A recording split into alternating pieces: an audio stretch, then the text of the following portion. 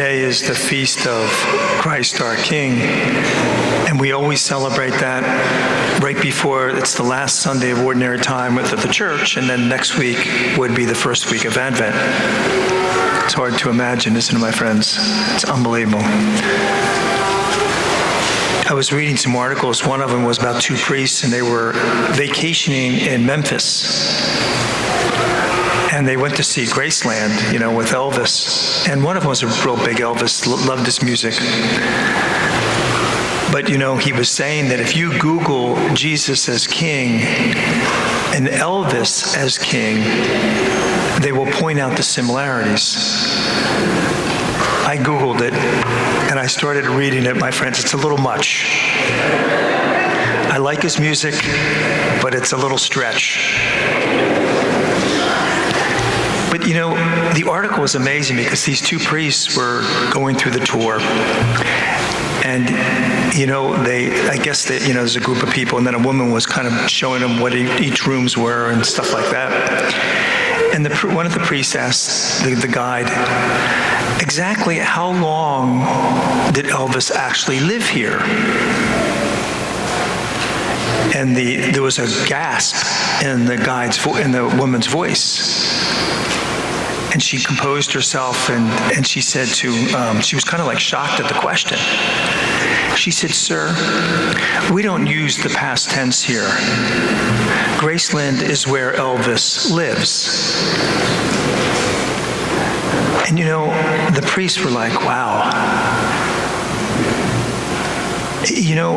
And everywhere you went down there, they said there was this incredible reverence for Elvis. And they said, we need to have that in our church. We really do. And it's true, isn't it, my friends? He lives here, right there. But we don't have that awareness. We speak in past tense as well. It's interesting, if you see who the great rulers and great kings and like emperors of the day, Caesar Augustus would always come up as one of the most renowned for what he did. But it's interesting that Jesus would be born in that same era as one of the greatest rulers that ever lived.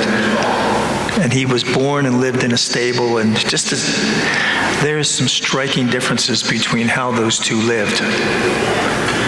Jesus as a king entered into our life. He entered into our life. Some of you people that are into art may have heard of J.M. Turner.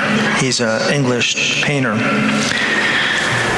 And some of his stuff is very realistic, and one of them, some of his storms at sea, was incredibly realistic.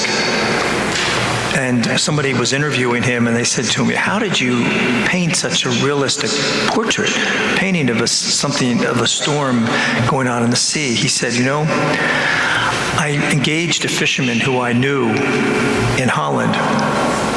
And I said to that fisherman, take me out in the next storm.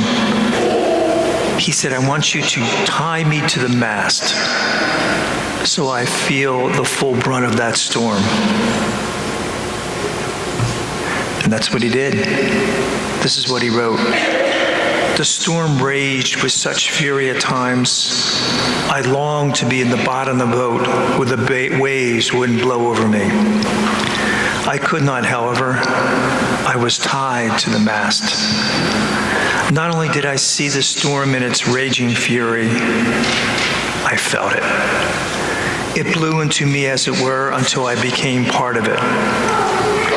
After this terrible ordeal for over 5 hours, I returned to my studio and painted the picture. Interesting, isn't it? See, it was real to him because he experienced it. And that's what separates us, this Jesus Christianity, with any other religions. Our God experienced this life. And that's why we need to go to him. He experienced it. What's he want from us? What's he want from us? A few years ago, there was a bombing at the American Embassy in Beirut. Some of you may remember that. 250 Americans were killed and many wounded. But there was a picture during one of those news showings of General Paul Kelly leaning over a young Marine who was severely injured, lost his sight from an explosion, and had tubes in his mouth, so he couldn't speak as well. But he was reaching up on the shoulder of that general who was leaning down, and he felt the 4 stars on his shoulder. So he knew it was a 4-star soldier visiting him. And then 2 days later, General Kelly came back to him because it was his birthday. And he told that young Marine, he said, "You know, our country is so proud for what you've done." And the young man couldn't speak, of course, but he motioned for a pen and some paper. And on the paper, he wrote 2 words, "Semper Fidelis," always faithful. And I thought, that's what our King wants of us, isn't it? Semper Fidelis, always faithful. So as we go into this week and really the early parts of Advent, my friends, may those words resonate in our hearts, but more importantly, in our lives. God bless you.